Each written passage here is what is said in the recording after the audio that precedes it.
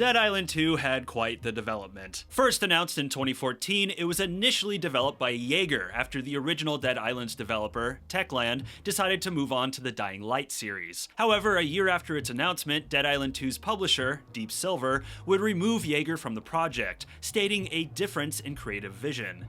In 2016, it was announced that Sumo Digital had taken over the game, and from there, news was sparse until 2019, when it was revealed that Sumo was also taken off the project and replaced with Dambuster Studios. Now, almost a decade after its announcement, Dambuster has finally brought Dead Island 2 to the finish line, ready and eager for players to get their grubby mitts all over it. Was the long wait and developer shuffle worth it? Today we're gonna find out with this Dead Island 2 video review. But before we begin, a big thank you to Deep Silver for providing the review code. So let's grab something sharp and try and get that zombie kill of the week.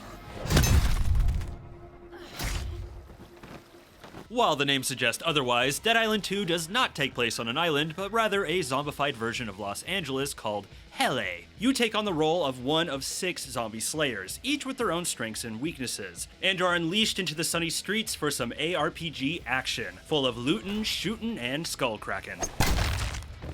The game can be played either solo or online co-op with up to 3 players. Where the hell did you come from? Long Beach. I gave up my seat. It's gotta be 20 clicks. Through them?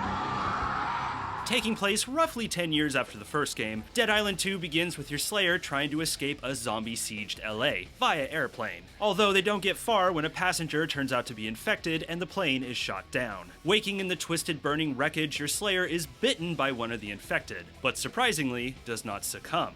No need for these. Fever's gone. Feeling fine as a blue sky. You do seem better. And upon learning that there is a lab on the other side of the city that can use their blood to make a cure, your Slayer sets out in the treacherous Angelino streets to save humanity. Dead Island 2 is a lighthearted affair. While parts of it are certainly spooky, this is not a game that's trying to terrify you, but rather get you giggling with its over-the-top characters and over-the-top violence.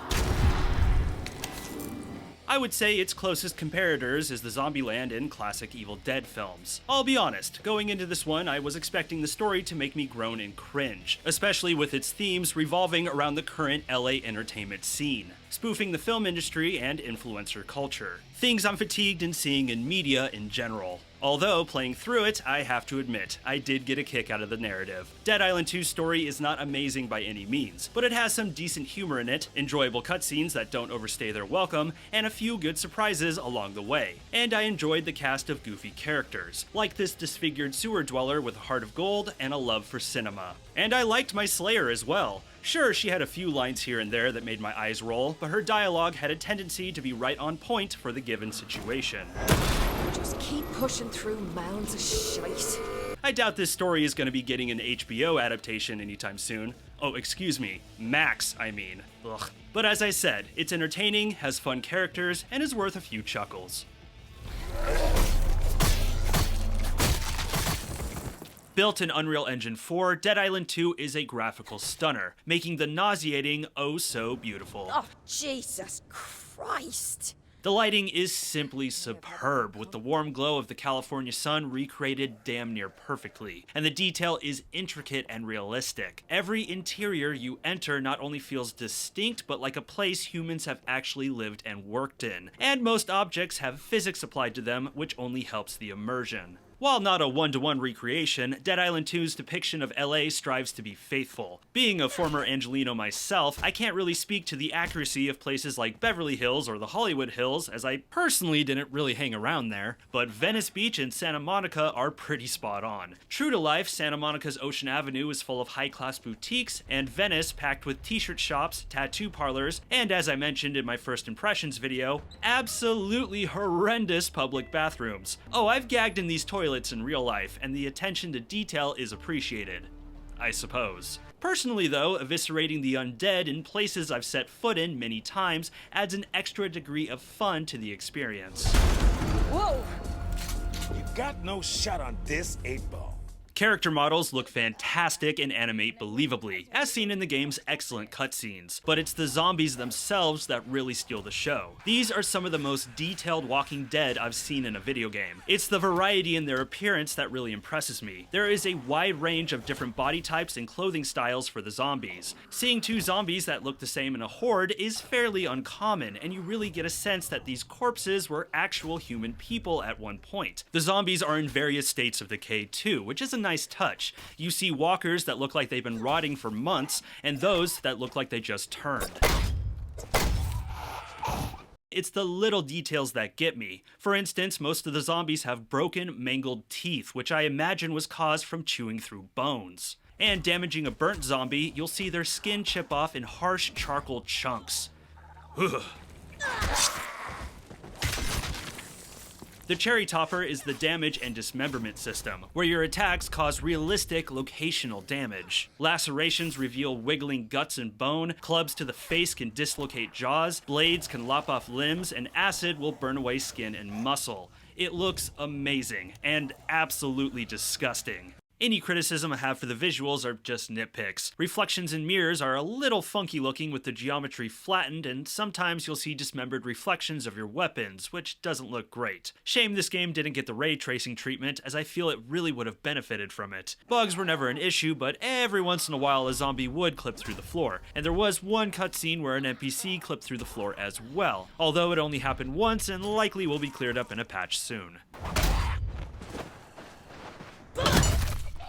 Dead Island 2's gameplay sticks very close to its predecessor. Players are unleashed into an open-ish world broken up into distinct districts, based on the various neighborhoods of LA. The gameplay loop is pretty much your typical looter-shooter action RPG formula. Players earn experience to level up their characters by completing main quests, side quests, and of course, good old undead slaughter. All while feverishly collecting dropped loot, primarily weapons of various strengths and rarity, along with scrap, parts, and chemicals used to upgrade their weapons and buy or craft supplies. It's nothing all that new, and surprises are few. Those familiar with games like Borderlands, The Division, and previous Dead Islands will know what to expect here. It's a bummer Dambuster didn't try to push this loop further and give it a more unique spin. However, it's still a loop that can suck in players if the gameplay is fun. And I'm happy to say, fun is the last thing this game needs to worry about.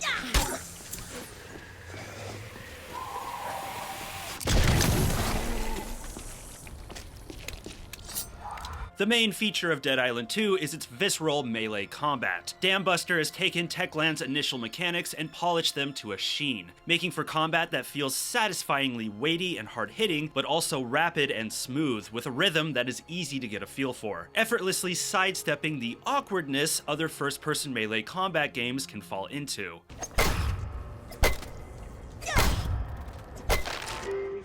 It's simple pleasure fun. The act of doing it is half the enjoyment. The feel of swinging a heavy hunk of metal into a group of zombs and feeling the crunch of it was the kind of dopamine hit that kept me glued to this game for hours.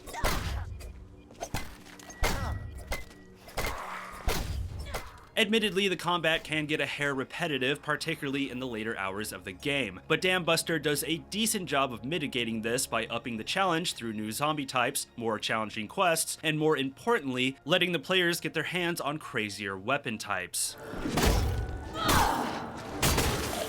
There is a huge selection of weapons that can be found, ranging from less impressive implements like hunks of wood and kitchen knives to superheated zombie-killing machetes. Weapons belong to 4 distinct categories. Maiming types are typically blade weapons that cause critical damage to limbs. Bulldozers are things like bats and sledgehammers that can bounce zombies around, good for a crowd. Headhunters are weapons that cause critical damage when applied to the skull. And frenzy weapons can overwhelm a walker with a flurry of attacks, leading to massive critical damage, like these badass Wolverine claws.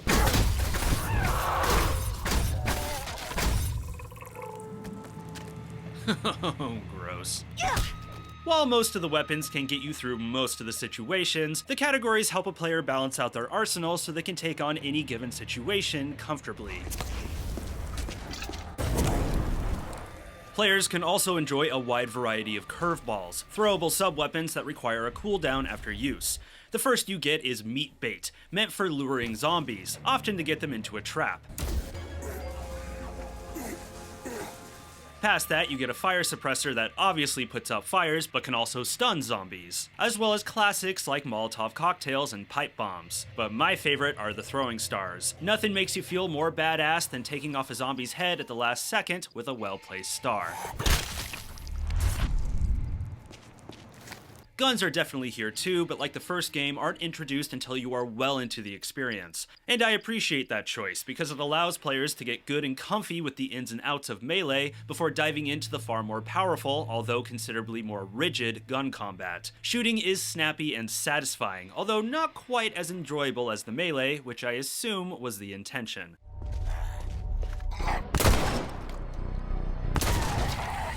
For me, the guns were best saved against the stronger zombie types, especially since ammo, while not super uncommon, can be hard to find in some scenarios.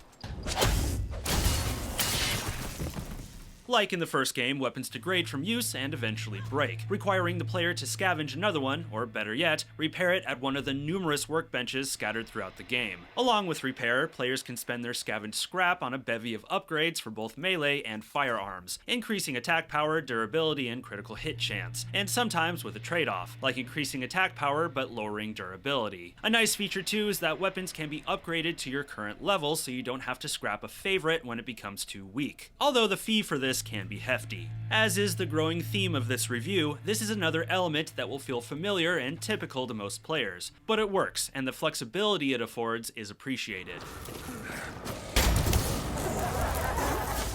There's an impressive plethora of zombies in this game. The standard zombies alone feature various strengths and defenses, pushing you to keep your arsenal varied. There's standard types like armored zombies and firefighter zombies that are immune to fire, and hazmat suit zombies that are immune to acid. But past that, there's zombies covered in glass that will damage you if you kick them, and swarmer zombies that can sick lethal swarms of bees at you. Not to mention food vendor zombies that can drop health.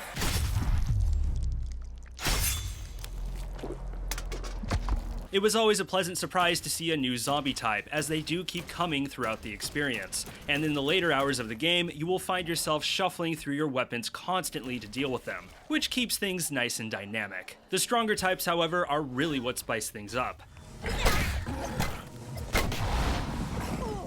Some of the early contenders are nothing all that unique compared to other zombie games, but will still keep you on your toes, like bloated slobbers that can spit acid and beefy crushers that can knock you down with shockwaves. But the screamers are definitely something wicked, belting out hurricane shouts that can push you back and alert zombies around them, spiking the intensity of a fight considerably. However, if I had to be honest, the stronger types do get tiresome as the game progresses, due to their spongy health and the strategies needed to beat them, which I felt slowed the pace down at times. In all fairness, keeping your weapons upgraded helps this, and it does keep co-op engaging. But taking on the 200th Crusher and the 200th Screamer in the later hours often made me groan with impatience.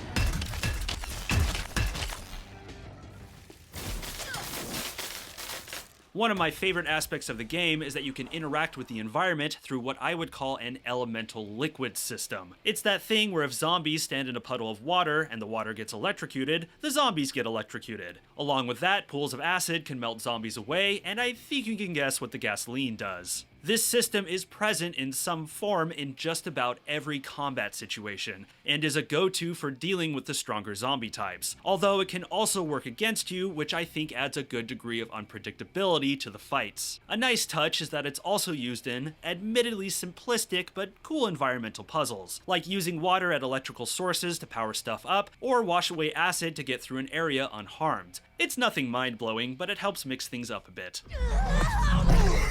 Your character's zombie immunity comes with the perk of Fury Mode. Get enough kills to fill the meter, and your character can tear the living dead apart with their bare hands in an explosion of monochromatic carnage. Once again, this is a familiar device we've seen in loads of games, but a nice twist is that you can customize it with special attacks based on the attacks from the special zombie types. So you can spit out a loogie of acid or do a devastating ground pound.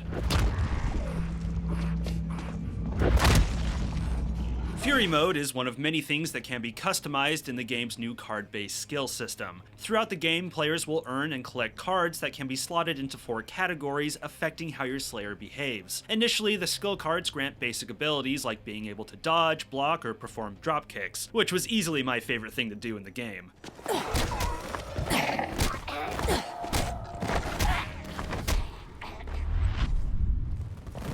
but as you earn more and more, you can flesh these abilities out further and give yourself some cool perks, like performing a perfect dodge or block lets you perform a devastating finishing move, or you can make it so your drop kicks light zombies on fire. Maybe something as simple as increasing your damage with successive zombie kills. While simple and easy to approach, there's a lot of flexibility here, and you can really get into the nitty-gritty of how your character performs, assuming of course you make card collection a priority. Ocean Avenue. Not far now. Dead Island 2's semi-open world is broken up into distinct sections separated by loading screens. Basically, they're big hub zones. While there's definitely room to roam and explore, quests and side quests will take you into more linear, focused levels within each. It all works fine, and the level design is solid and full of surprises to spook you and secret areas with special loot. But I am a little disappointed the developers didn't go for a more proper open world, where we can move seamlessly between areas and it doesn't feel like I'm going from walled-off hub to walled-off hub.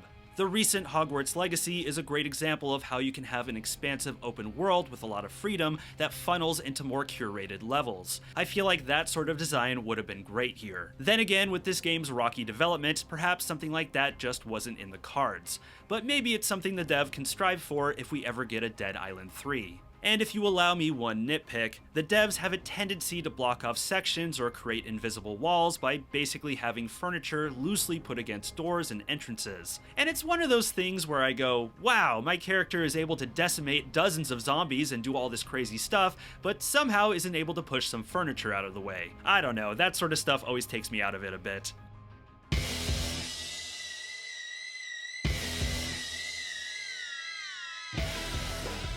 Dead Island 2 is a pretty by-the-numbers looter-shooter experience. It doesn't really do anything new or innovative, and it is a shame that Dambuster stuck so closely to the typical ARPG playbook. But what it does do, it does well. The melee combat is an absolute blast, if not a bit repetitive at times. And things like the upgrade system, zombie variety, and environmental damage do much to keep things interesting. LA is a beautiful and mostly faithful rendition of Los Angeles, and the goofy, over-the-top story is entertaining with a fun cast of characters. Really, the big bummer about this game is that it took so damn long to come out. Deep Silver's developer shuffling did lead to a fun and polished product, but I can't help but feel the overall impact of this game will be lessened because of its decade-long development.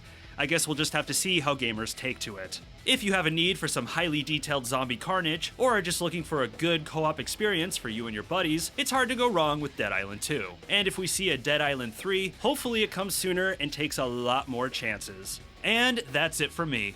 What are your thoughts on Dead Island 2? Be sure to let me know down in the comments. If you dug the video, please be sure to subscribe, like, share, and smack that bell. If you want to come say hi, my Discord is linked below, along with my affiliate links. I'm Kirk, and thank you for watching this video. Stay safe out there.